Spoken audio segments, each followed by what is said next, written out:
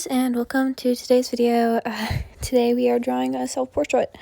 I did this pretty soon after my channel was made. I drew self-portraits and stuff to try to make basically a PNG tuber model, but that did not stay because it took too much editing. So yeah, but now I'm gonna do it again because my art has upgraded. Like, I can draw better than I did then, and plus I'm drawing a whole self, not just a portrait, which is part of the difference. But you know, I thought this would be a fun little thing I could do to show myself that my art actually has improved, because this looks way better than the original. You haven't seen the original, but it looks better than the original, trust me. The original wasn't that bad. It's just not really the style I usually go for anymore. And the lines were kind of blocky compared to what I do now. But mostly I pretty much liked it. It's just different than what I do now. So I thought it'd be fun to make a little upgrade of it, showing what I can draw now. I kind of like it, honestly. It's quite nice. Now I'm doing arms. I remember I had old videos, like I talked about a couple times in some other videos, where I would just basically would just comment like every 2 minutes, because sometimes it would just be too tiring to do it because I used text to speech due to the fact that I was trying to remain anonymous on said channel. Also, I do giant eyes because I just don't really get a chance to do that very often. I love experimenting every once in a while with something like this. I'm trying to get better at it, like doing different eye styles than just my one main style. And even if it's just a couple different styles of giant eyes, it's better than just having one style of giant eyes. So I'm trying it. This time I feel like it came off as if a character was wearing like a bunch of eyeliner or whatever, so that was not really what I was going for. But other than that, it mostly went pretty well. I like it. I remember when I was in like 5th grade or something, so like 5th, 4th, it was a while ago. I just remember one certain detail, but basically I had one friend who I thought was really good at drawing eyes, and I would try to draw them the way she did, but because it was a very specific line styling, it looked nothing like that. Like, they were not good drawings. That was a while ago. So yeah, that was funny. I called her, I think her name was like, wait, I shouldn't share that detail. That's not something you're supposed to share. Bad me. But yeah, that was fun. Okay, now the face is done. I love that I just draw like the whole face. Like, before I do any other details, I'm just like, here, have a face. By the way, in real life, my bangs do actually go out that far. I cut them a little far, so now they look like that. But honestly, I don't think it's that bad. I did these little bits on the sides, and they're not perfect, but I do kind of like them. Like, it's basically my hair, but like my hair is a little longer and less like that. But like, also it's pretty cute. I like it. In real life, I put one side of my hair back, so I probably should have done that, but I forgot, so I didn't do that. But mostly, it's just like a thing, I guess. So, okay, now I'm adding little bits of eraserness to the hair so that it's the eyes aren't hair anymore. I don't know. I know some artists do it where they keep the eyes like layered so that you can see them even though the hair is there, but honestly I don't do that. Honestly, I've gotten really proud of how much, body posing I've done recently, and so now the body proportions aren't perfect, but they're actually decently realistic, which is kind of what I've always strived for, the ability to do decent poses and still make them decently realistic. Of course, this is a really basic pose, which is part of why it looks this nice. I don't know why, but most of the time my poses, they don't end up looking quite as realistic as I want them to, but, like, I don't know. Art is stages of just experiment and creativity. Things don't have to be perfect. And then I draw the shorts after I drew that shirt there, which has not been colored yet. Okay, so basically, I color in the shorts. They're like mini shorts, I guess. I think that's what they're called. I'm ADing this video because I feel like it. Audio description, by the way, if you didn't know.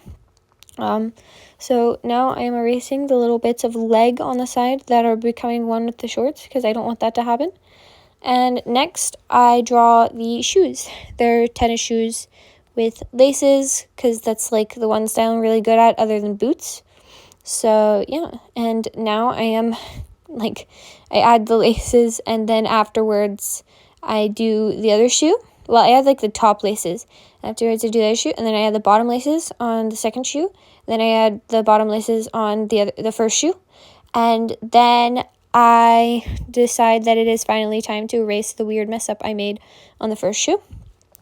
And after that, I draw socks that are probably like slightly above, a little more than slightly above ankle length, probably. Then after that, I draw a heart on her thigh. I'm not going to tell you which one because I don't know my backwards directions. And then I draw a star on her bottom opposite leg. And then next, I add thumbs because I felt like it. I just thought that's a fun detail to have, thumbs. And then after that, I'm pretty sure I start coloring. I know some people do like sketches, and I do sketches sometimes. It's just sometimes I don't really feel like doing a sketch since like it's basic drawing. I'm literally drawing like a base model, so I don't need to do a sketch. If I'm doing a more complicated pose, I usually always do a sketch and then a normal drawing due to the fact that if I don't do that, it's going to look really messy. So yeah, that's what I do. Also, I color in this little tiny, so I'm doing the skin color, and then I color in this little tiny piece of skin that wasn't getting colored in with a bucket tool since it was on the side. And then after that, I add a blue layer on top of the skin to show that my skin is cool toned, not warm toned.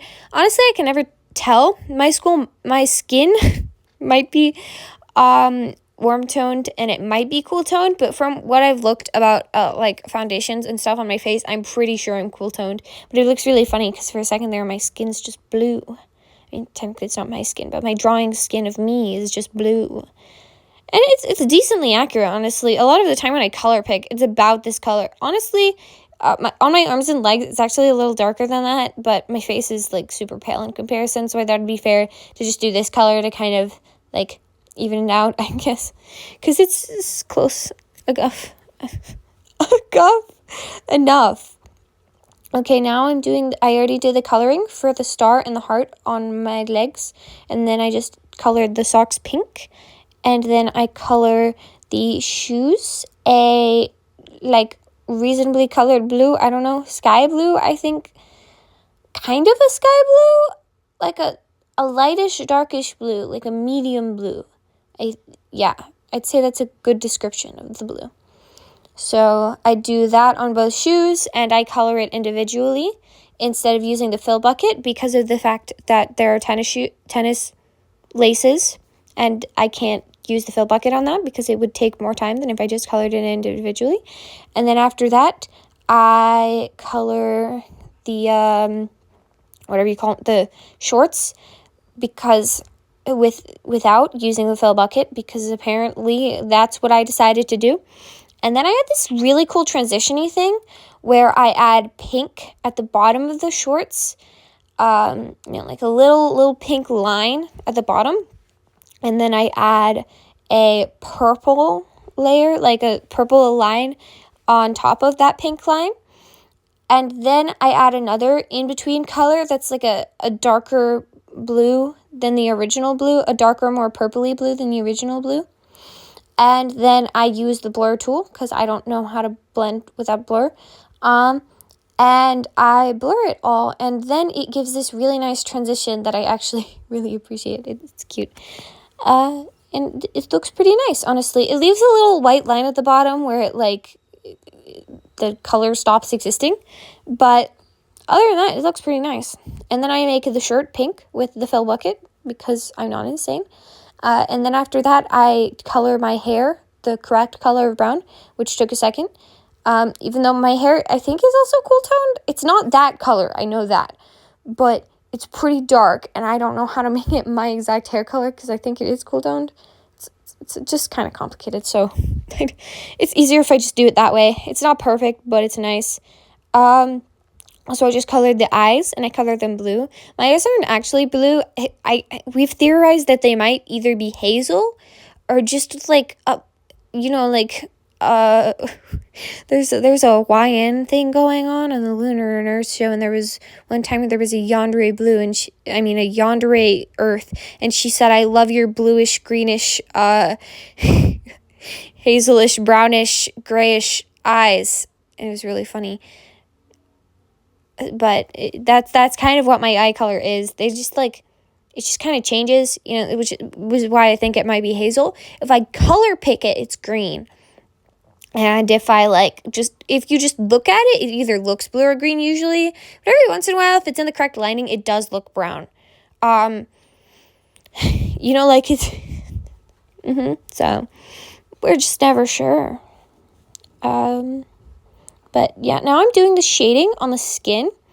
I'm shading one of the hands right now, and now I'm shading the other hand, which I had not shaded yet. So I equal shading. That's nice. And then I shade the neck, and I just shade the neck for a significant period of time. And then I shade under the chin, and then I shade under the hairline, like under the bangs. It's a more accurate term, under the bangs. And then after that, I shade under her shorts because shadows. And I had to do it on both sides because we're fair here. And then I had a shading in between her legs because that area would have been darker since they'd shade each other in darkness just a little bit. Honestly, shading in real life doesn't really look like this, but who cares? And then after that, I shade the little outer bit of the legs that was down technically. I don't know if I should have shaded that, but I did. And technically it would have been shaded and just good enough. And then after that, I have a little shading in between the tennis shoes or whatever, near where the laces are, because that area would have been shaded if it was top light. I don't know how to explain this. I don't think blind people would be watching my video anyway, but if they would, it's a little hard to explain, but mostly that's a pretty descriptive description. And then after that, I color pick the color pink and then start trying to shade it, but I don't change the color to make it darker. So I just keep shading with the same color, and then I finally decide to turn it to the darker color that it needed to be, because unfortunately I do have eyes, and so I fix things, but it's nice. After that, I shade under the shirt on the sleeves where they would have intersected or whatever. That's also not very realistic, but And then after that, I shade little areas of darkness on the shirt under where the hair would be, even though that's not completely realistic either, but oh well. And then after that, I shade the hair where the hair would be shaded, as in under the face and a bit under the neck, and then a bit under the other pieces of hair where it would have been darker, because hair also has volume. And then after that, I do the shading on the little pieces of hair. And then after that, I do the shading under the bangs. I'd be a really boring writer if I wrote like this, because I just said "and" after that 3 or 4 times. So, and then after that, whatever. It's a saying. I'm going to keep saying it if I want to. Okay, now the hair is shading, and I'm showing off my beautiful drawing because the video is done. I hope you enjoyed. It's great.